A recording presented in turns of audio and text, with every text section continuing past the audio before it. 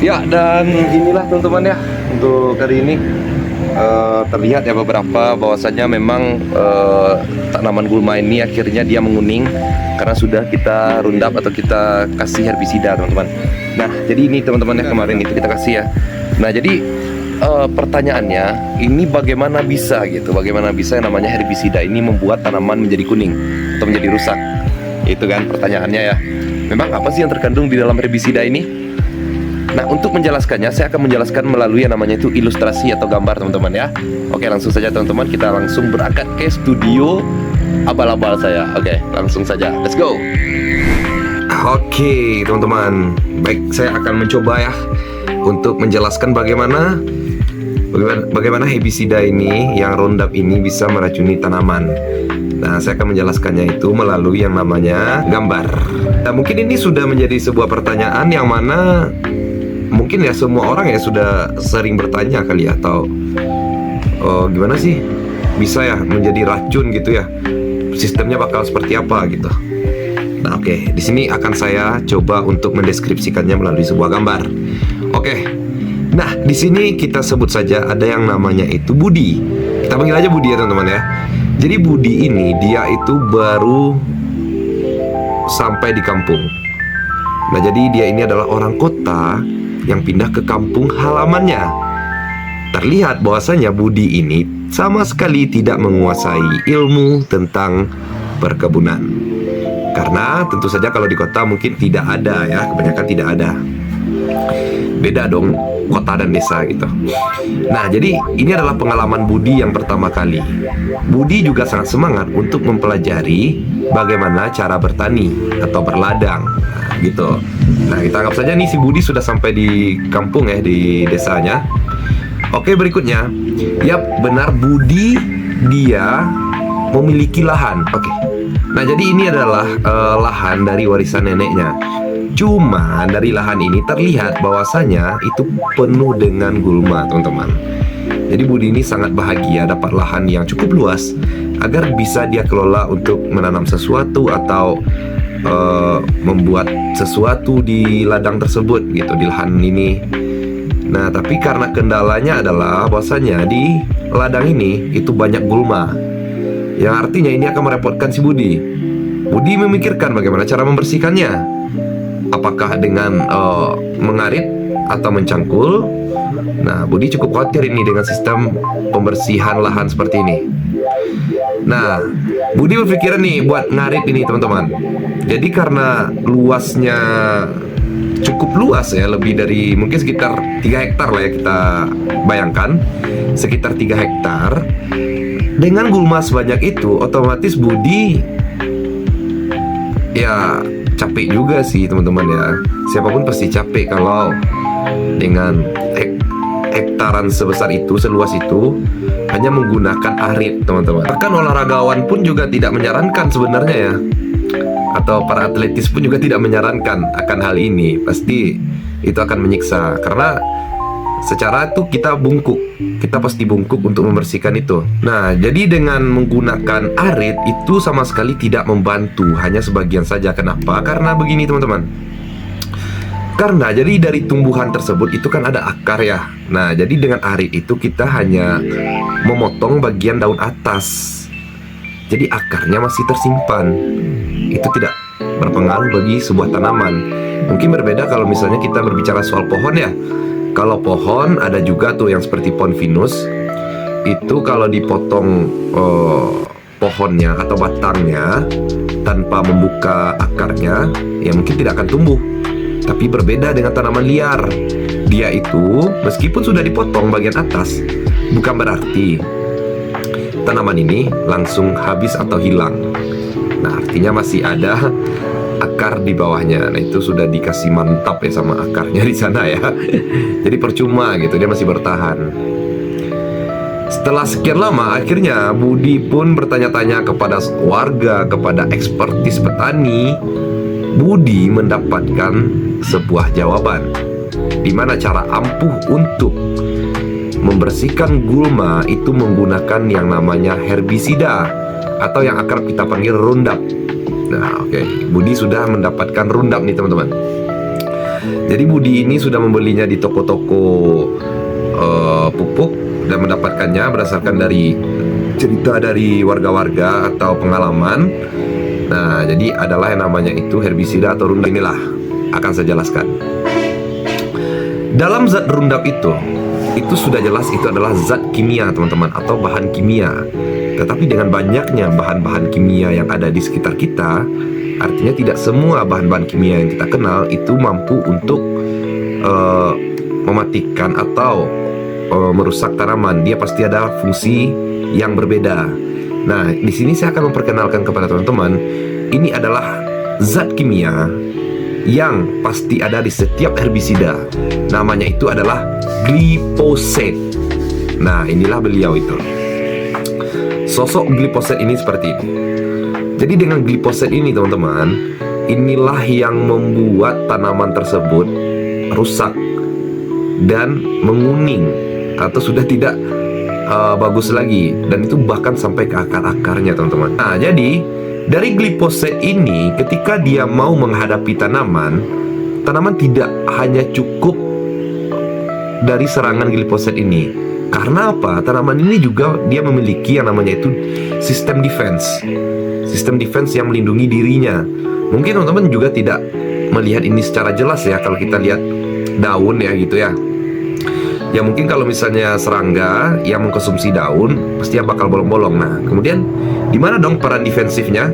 Nah, mungkin teman-teman bisa melihat beberapa momen di mana daun itu ketika ada air dia pasti menggumpal air tersebut, atau tidak menyatu dengan si daun, dia pasti mengumpal. Nah, kenapa bisa mengumpal seperti itu? Karena setiap daun di tumbuhan dia memiliki yang namanya itu adalah kutikula, teman-teman. Jadi kutikula ini adalah zat lilin atau lapisan lilin yang ada pada daun yang melindungi untuk sistem yang di dalam. Nah, jadi dia itu ada lilin, semacam wax, semacam oil lah gitu ya. Oil, bukan oil baby PD, bukan ya. Jadi semacam oil, teman-teman. Nah, jadi dari kutikula inilah yang melindungi si daun ini dari zat-zat berbahaya atau udara atau debu-debu yang akan merusak bagian dalamnya. Nah, sudah jelas ya bahwasanya glifoset dia tidak akan mampu untuk menembus yang namanya itu zat atau lapisan lilin pada daun atau kutikula ini. Dia tak akan mampu, teman-teman. Itu bukan tugas dari glifoset. Tugas glifoset adalah nanti di dalamnya. Nah, ini adalah tugas dari yang namanya itu adalah, perkenalkan hero yang kedua, namanya surfaktan. Surfaktan ini juga berada di dalam salah satu zat yang ada pada herbisida atau Roundup. Nah, perkenalkan, inilah dia. Nah, surfaktan.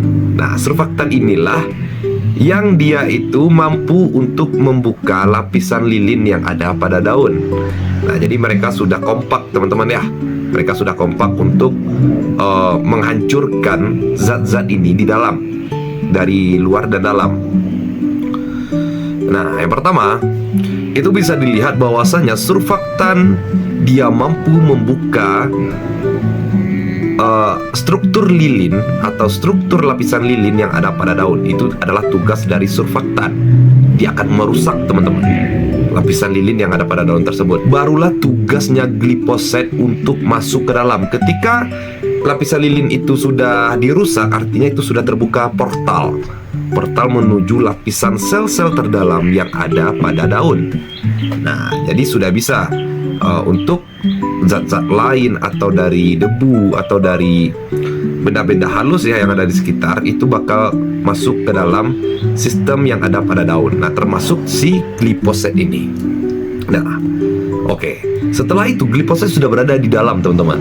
Glifoset ini untuk pertama kalinya dia tidak langsung masuk kepada inti dari tanaman tersebut. Dia masuk kepada tahap yang pertama. Nah, itu disebut dengan yang namanya adalah ruang antar sel. Nah, ini adalah bentuk dari ruang antar sel tersebut. Bisa dibilang kalau ketika sudah di dalam sel daun tersebut, itu sudah tidak ada lagi yang namanya itu pertahanan atau pengamanan atau hal-hal yang defensif. Sudah tidak ada, sudah hilang. Dalam daun itu cuman ada sel-sel yang rapuh aja lagi teman-teman ketika lapisan lilin itu sudah terbuka. Nah, jadi di ruang antar sel ini itu sangat gampang dihancurkan oleh glifosit. Nah, hanya menggunakan satu jari saja, seperti One Punch Man lah ya. Jadi hanya menggunakan satu sentuhan saja langsung hancur. Nah, setelah ruang antar sel ini dihancurkan, baru masuk kepada ruang yang kedua yang disebut dengan membran plasma. Nah, ini adalah bentuk dari membran plasma, teman-teman. Nah, membran plasma ini juga bagian dari sel dari tumbuhan. Dia itu mengakar, seperti tempat untuk penyangga, teman-teman. Nah, sama seperti tadi di ruang antar sel, itu hanya satu kali sentuhan saja bagi seorang glifosit ini. Dia langsung hancur ini, teman-teman. Dengan hanya satu kali sentuhan, membran plasma ini langsung hancur oleh glifosit. Nah, hanya dengan sekali sentuhan saja. Nah, barulah setelah itu di tahap ketiga, di ruangan ketiga, itu sudah ada yang namanya ruangan sitoplasma. Nah, di sini teman-teman. Nah, pertanyaannya kenapa nih kayak bersembunyi ya glifosit ya? Jadi yang perlu diketahui adalah glifosit ini dia tidak langsung menghancurkan. Dia tidak langsung membakar atau meledakkan dalam sistem sel tumbuhan. Tetapi dia akan seperti Hitman. Kalau teman-teman pernah nonton Hitman ya, dia itu membunuh secara perlahan, secara sembunyi, teman-teman. Nah, itulah dia. Sifatnya itu sama seperti assassin lah ya.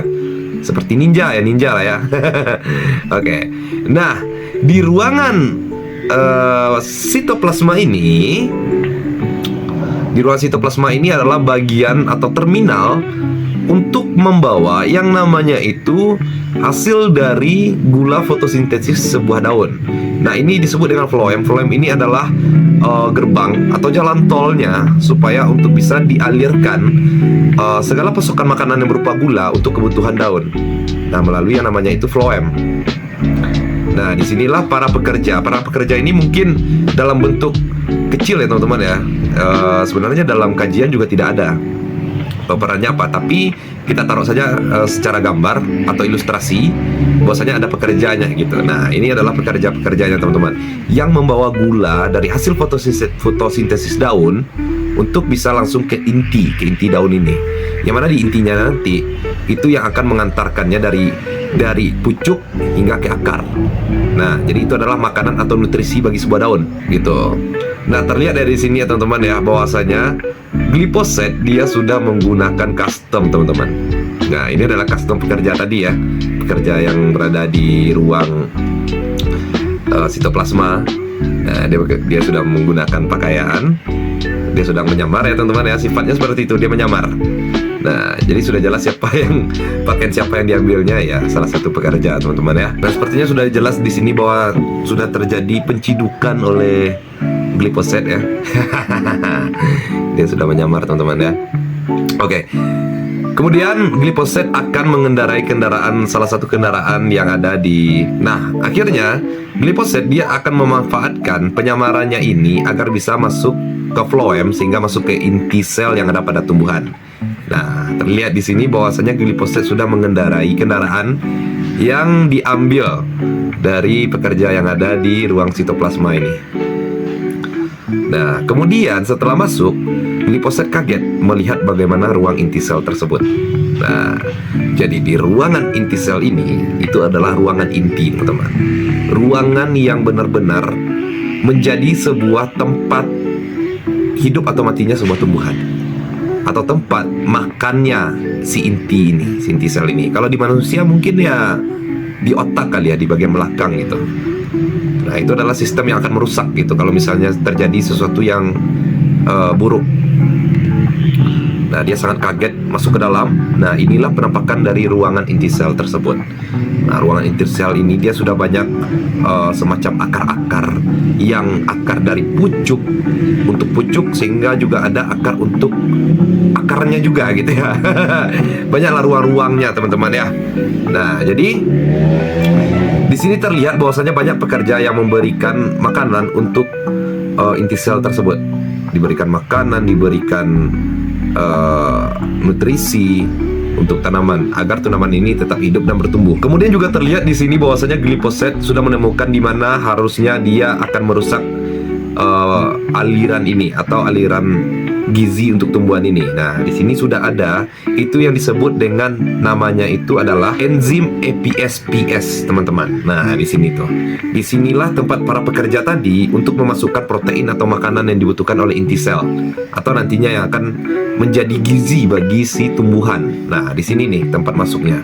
Nah, ini adalah bagian yang akan dirusak oleh si glifoset ini, teman-teman. Nah, berikutnya glifoset berhasil mengalahkan atau menciduk ya, tepatnya menciduk ya, bukan mengalahkan ya, karena dia ini sifatnya assassin, teman-teman. Dia menciduk dan merusak APS-PS ini atau yang ada di zat enzim ini. Nah, sehingga pada akhirnya faktor yang terjadi adalah kerusakan yang terjadi pada inti sel gitu, teman-teman. Inti sel pun bakal menjadi rusak. Nah, setelah itu barulah tumbuhan tersebut menjadi menguning atau kering, teman-teman. Nah, jadi siklusnya seperti itu. Dan itu tidak langsung ya, perlu dicatat teman-teman ya. Dan ini tidak langsung. Ini akan membutuhkan waktu sekitar 7 hari.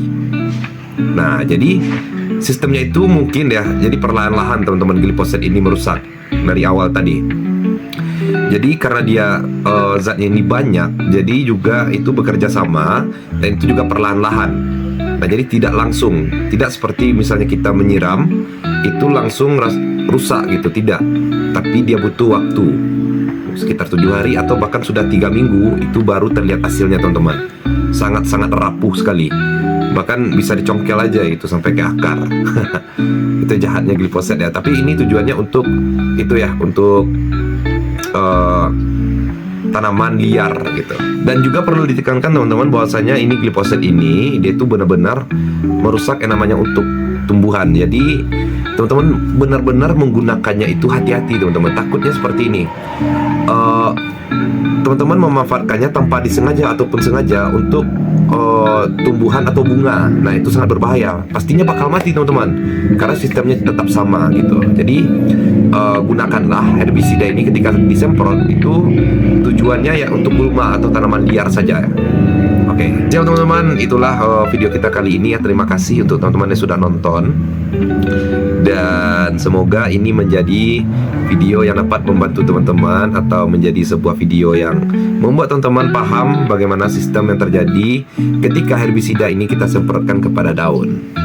Oke, terima kasih banyak untuk teman-teman. See you di video berikutnya. Bye.